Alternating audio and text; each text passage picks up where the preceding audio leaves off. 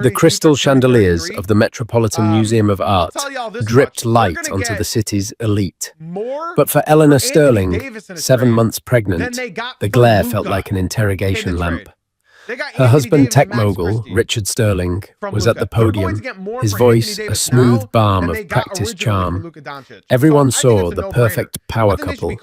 They saw the philanthropic husband and his beautiful expectant wife.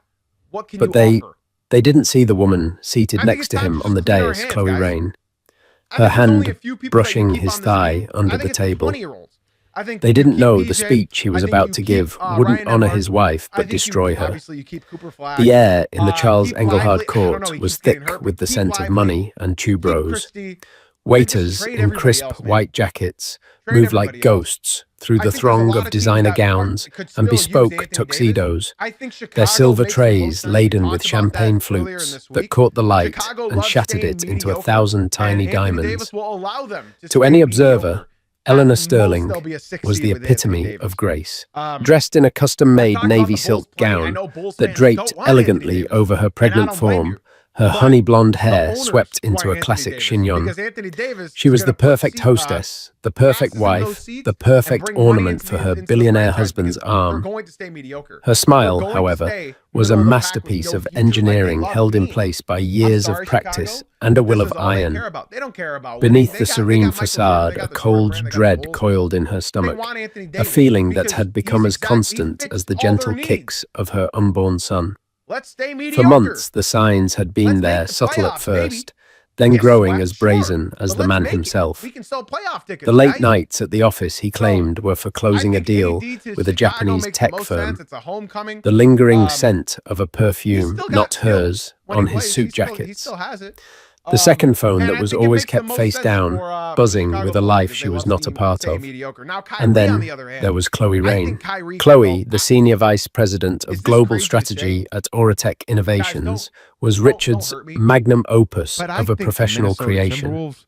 She was sharp, ambitious, and devastatingly beautiful, with raven hair that fell in a sleek sheet to her shoulders, and eyes the color of winter frost. She was everything Eleanor was not fierce. Where Eleanor was quiet, sharp-edged, where Eleanor was soft, a piranha, in a world where Eleanor had been raised to be a swan. Tonight, Chloe was seated at the head table, a place of honor, usually reserved for family or the most esteemed patrons. She wore a blood-red dress that clung to her like a second skin, a stark, deliberate contrast to Eleanor's understated elegance. A challenge. Isn't she remarkable? Richard had murmured to Eleanor earlier in the evening, his eyes following Chloe as she worked the room. A true visionary, she's the engine behind the new Helios project. Eleanor had simply smiled and nodded the practiced, placid motion of a woman who knew her role. She was the old money heiress, the Vance descendant, whose name had opened doors for Richard that his brash, new money genius never could have. She was the stable, respectable foundation upon which he had built his empire, a foundation he now seemed eager to drill into to test for cracks. Throughout the dinner of seared scallops and filet mignon, she watched them. It was a painful, self-flagellating exercise. She saw the way Richard's body was angled toward Chloe, even as he spoke to the mayor on his other side. She saw the shared glances, the conspiratorial smirks, the electric current that passed between them when their hands accidentally brushed as they both reached for a wine glass. The room was filled with over 300 people, but as far as Richard was concerned, there were only two. Him and Chloe. Eleanor placed a protective hand on her belly. The baby kicked a small, insistent reminder of the life she was carrying, the future she had so carefully planned. She had met Richard 7 years ago.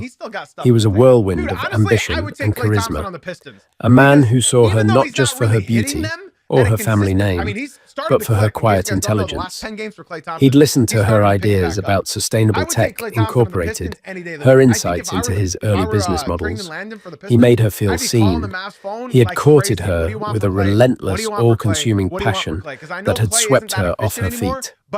Their wedding was the society event of the year, a merger of old-world legacy and new-world innovation. They were supposed to be a dynasty. Now she felt like a relic, a placeholder. The polite smile she offered to a passing acquaintance felt brittle, as if it might shatter and reveal the screaming frustration beneath. She remembered the conversation from 2 nights ago, the one that had solidified her decision. She had found a receipt for a suite at the Baccarat Hotel dated for a night. He was supposedly in a board meeting until 3 a.m.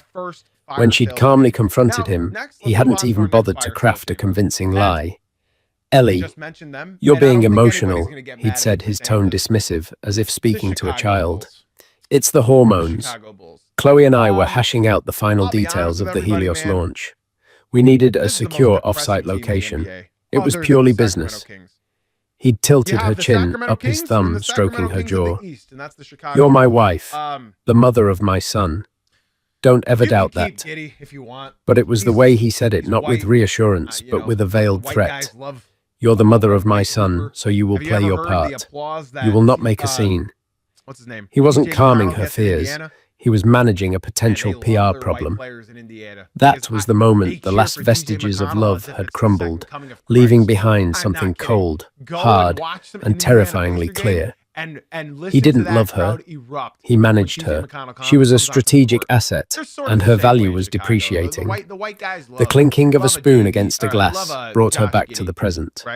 The CEO of the Museum Foundation was on stage thanking their premier benefactor, her husband, Richard Sterling. A warm, polite applause filled the vast, sculpture-filled court. Richard stood up, buttoning his Tom Ford tuxedo jacket. He gave Eleanor a quick, performative smile, a husband's loving glance for the cameras and the crowd. It was so perfectly executed, it made her stomach turn. He walked to the podium, radiating the effortless confidence that had captivated investors and the media for years. "Thank you, Arthur." He began, his voice resonating through the state-of-the-art sound system. "It's an honor to be here tonight supporting the vital work of this institution." He spoke for several minutes, weaving a charming narrative about art innovation and civic duty. Eleanor barely heard the words. She was watching his eyes. They kept flitting back to the head table, back to the woman in the red dress. Chloe was looking at him with an expression of pure adoration. Her lips parted slightly. It was a private moment, made grotesquely public. Building a company like Auratech. Richard continued, his voice, taking on a more personal, reflective tone, "is not a solitary endeavor. It requires vision, yes. It requires capital. But more than anything, it requires a muse. A spark, a person who challenges you, who pushes you beyond your limits, who sees the future, not for what it is, but for what it could be." Eleanor's heart began to beat, a slow, heavy drum against her ribs. She knew what was coming. The dread that had been her companion for months was about to step into the spotlight. This was it.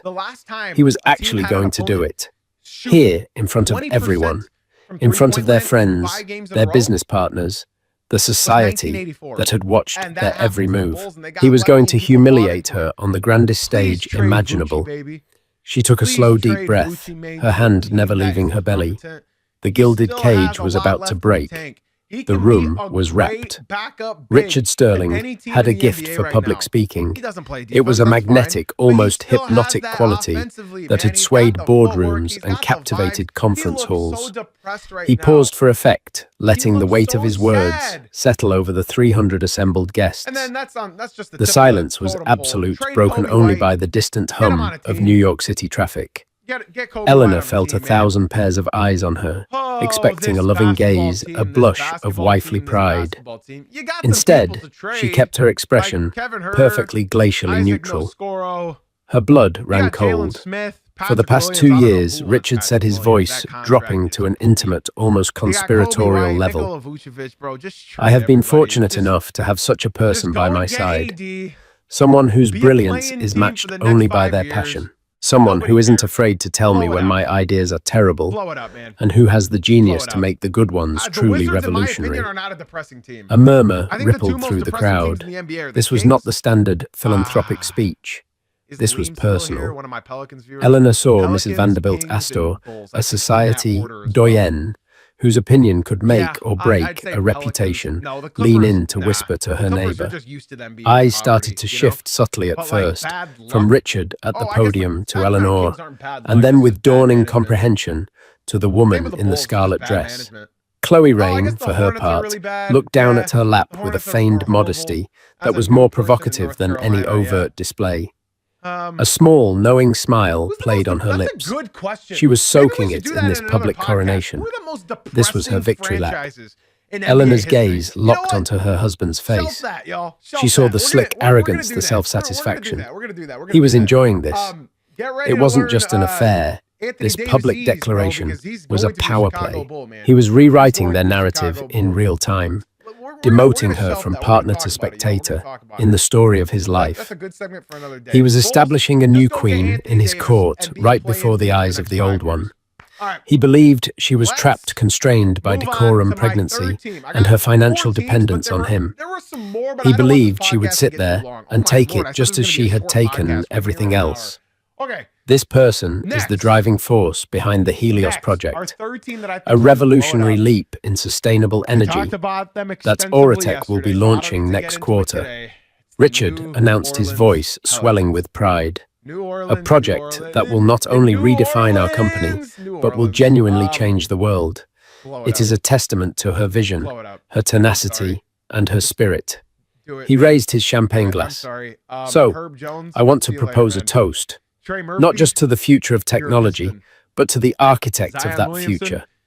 To a true partner, a brilliant mind, and an inspiration. To Miss Chloe Raine. The name hung in the air, a grenade with the pin pulled. A wave of shock, thick and palpable, washed over the room. There was a beat of stunned silence. Then a hesitant, scattered applause began, mostly from the Oratech employees seated at their corporate tables. Most people simply stared their forks, frozen halfway to their mouths, their eyes wide. They looked at Richard, then at Chloe, who now raised her head, her eyes shining with triumph. And then everyone looked at Eleanor. The humiliation was a physical force, pressing in on her, stealing the air from her lungs. It felt like a spotlight had narrowed to sear her skin, exposing her the foolish pregnant wife, publicly discarded for a newer, shinier model. She could feel the pitying glances, hear the unspoken judgments. Poor Eleanor. How could she not have known? So embarrassing. The buzzing in her ears grew louder, and for a terrifying second, she thought she might faint. But then, she felt it again. A firm, definite kick from within her womb. It was a jolt, a reminder. This wasn't just about her. It was about the child she was protecting, the future she had a duty to secure. The shame and the hurt receded, replaced by a surge of pure, unadulterated rage. It was a cold, clarifying anger that burned away the fog of denial she had been living in for so long. He had miscalculated. Richard, the master strategist, the man who prided himself on reading people, had made a fatal error in judgment. He had mistaken her quiet dignity for weakness. He had mistaken her patience for passivity. He thought she was a decorative swan, but he had forgotten that swans, when protecting their young, can be vicious. They can break a man's bones. As Richard beamed, basking in the awkward applause, and Chloe's adoring gaze, Eleanor made a decision. Her carefully constructed plan, the one her lawyer had advised her to execute privately and quietly, was no longer sufficient. Richard had chosen a public stage for his betrayal, and so, she would choose a public stage for her retribution. He wanted to burn down their life together in front of an audience. Fine. She would make sure he was the only one who got incinerated. Slowly, deliberately, she placed her napkin on the table. She pushed her chair back, the sound scraping loudly in the suddenly quiet room. All movement, all whispers ceased. Every eye was now fixed on her. Richard's smile faltered for the first time. He watched her, a flicker of confusion, then annoyance crossing his face. What was she doing? She was supposed to sit there, smile graciously, and endure. Eleanor stood up, her posture regal, her hand resting on the swell of her belly. She was no longer just a wife. She was a mother, a protector, a Vance. The blood of generations of shrewd, resilient men and women ran through her veins. She felt a profound, almost transcendent calm settle over her. She turned to face her husband, her expression unreadable.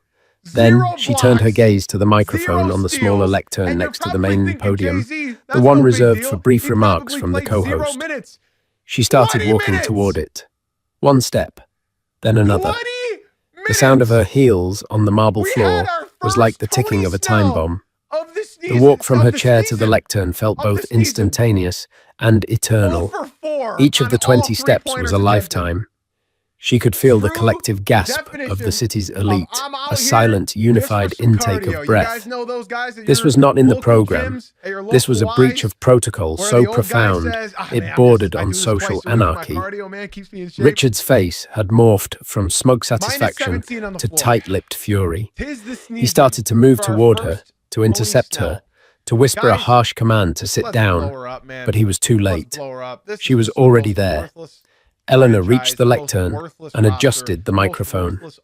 The metallic coolness, a grounding sensation against her fingertips. She didn't look at Richard. She didn't look at Chloe, whose triumphant smirk had vanished, replaced by a mask of wary confusion. Instead, she looked out at the sea of faces, staring back at her, a gallery of the most powerful people in New York. Her people, the ones who had known her grandfather, who had done business with her father, the ones who understood legacy. Good evening, she began, her voice perfectly steady, carrying a quiet authority that immediately commanded attention. There was no tremor of tears, no hint of hysteria. There was only ice. Richard is a gifted storyteller. He has just told you a story about a muse, an architect of the future. It's a compelling narrative, but like so many of the stories he tells, it is at its core a work of fiction. A shocked murmur rippled through the room. This was no longer just a social faux pas. It was a declaration of war. Richard stood frozen by the main podium, his face ashen. He looked like a man who had just watched his prize racehorse bolt from the starting gate and run directly into the stands. My husband speaks of the brilliance behind Auratech's new Helios project. Eleanor continued her gaze, sweeping across the audience, meeting the eyes of investors and board members. He's right to praise it. It is a work of genius. However, the architect of that project is not Ms. Rain. She paused, letting the implication land. The intellectual property, the core patents for the Helios energy storage system, were not developed within Auratech. They were developed by and are solely owned by a private research company called Vance Innovations. She saw a flicker of recognition in the eyes of a few older venture capitalists. Vance Innovations was her father's legacy, a boutique R&D firm he had established, which had become largely dormant after his death. Before he passed away, my father was working on this very technology. I continued his work. For the past 3 years, I have personally funded and overseen its development. Last year, I licensed the technology to Auratech, my husband's company, under very specific, and I must say, very favorable terms, believing it was the best way to bring my father's vision to light. She finally turned her head and looked directly at Chloe.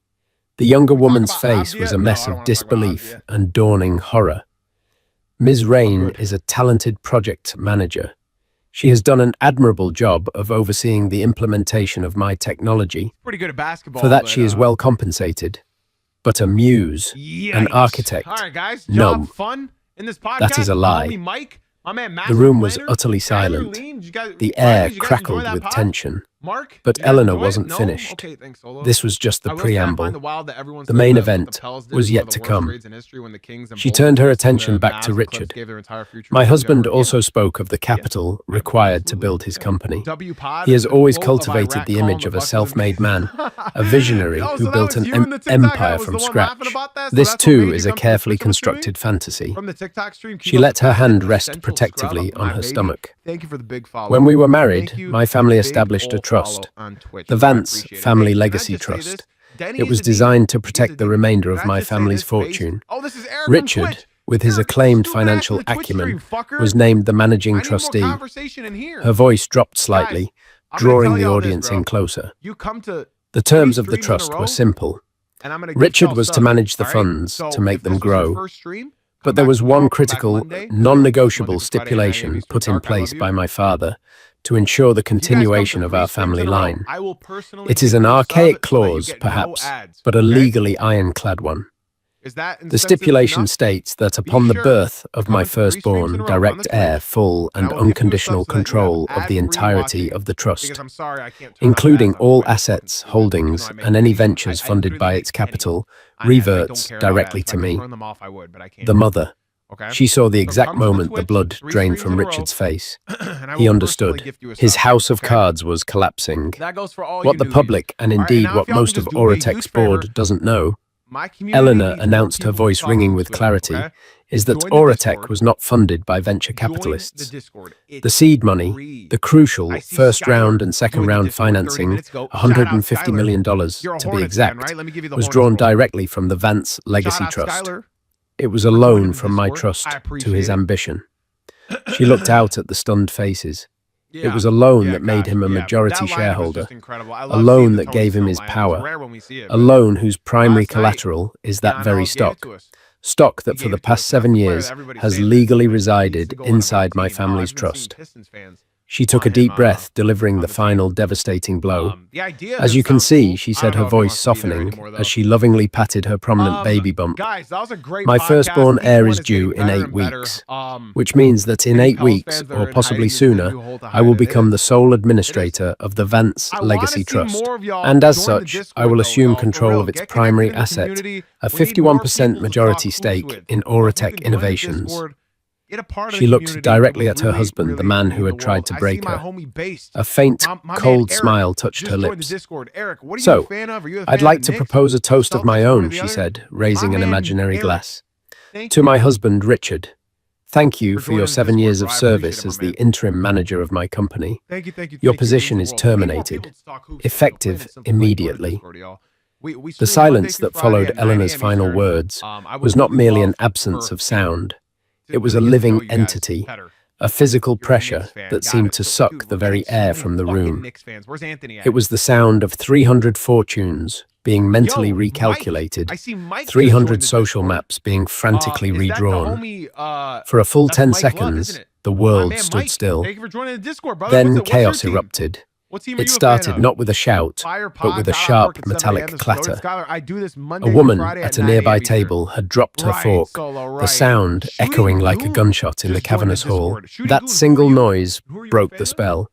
A cacophony of gasps, frantic whispers, and the scraping of chairs broke out as people turned to their neighbors, their faces alight with a mixture of shock, horror, and undisguised glee. The charity gala had just become the most explosive spectator sport in Manhattan.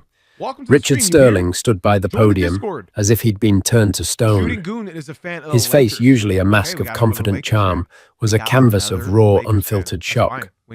His mouth was slightly agape. His skin had taken on a pale, waxy sheen under the expensive lighting. He looked at Eleanor, not with anger, but with a profound, terrifying bewilderment, like a chess master who had just been checkmated by a pawn. He had played what he thought was his winning card, only to discover she held the entire deck. Chloe Rain, however, reacted faster. Her face, a moment before flushed with victory, was now contorted with panic. Her eyes darted around the room, seeing the stares, the pointing fingers, the smirks. Her public coronation had become a public execution. She wasn't the powerful muse. She was the foolish mistress, the home wrecker who had bet on the wrong horse and was now about to be trampled. She pushed her chair back, a choked sound escaping her lips, and fled. She didn't run, but she moved with a desperate, clipped pace. Her red dress a streak of shame as she navigated the maze of tables and disappeared through a service exit. Eleanor watched her go with a detached sense of pity. Chloe was a casualty, but she was not the target. The target was still on the stage, trying to reboot his shattered reality. Ignoring him completely, Eleanor turned and walked back toward her table with the same deliberate, unhurried grace with which she had approached the stage. The path cleared before her as if she were royalty. People shrank back, their whispers dying as she passed. She reached her seat, picked up her small beaded clutch from the table, and turned. A man was waiting for her at the edge of the dais. I think they're dead serious. He was tall, impeccably dressed in a dark suit, with sharp features and an air of quiet intensity. This was David Chen, her lawyer partner at the prestigious firm of Chen Wexler and Associates. He had been seated at a discreet table near the back, waiting for her signal. He hadn't expected this public display, but his expression was one of calm professional approval. I assume the quiet approach is off the table, he murmured, his voice low and wry. Richard chose the venue. Eleanor replied, her own voice cool and even. I simply chose the closing act. David nodded, a glimmer of admiration in his eyes. Well played, Eleanor. Shall we? He offered her his arm. As she took it, Richard finally broke from his stupor. Eleanor! He roared, his voice cracking with a mixture of rage and disbelief. The charming CEO was gone, replaced by a cornered animal. You can't do this. What the hell do you think you're doing?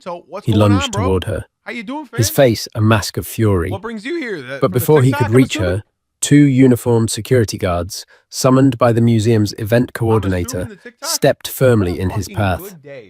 They didn't touch him, but their presence was an immovable wall. Eleanor didn't even flinch.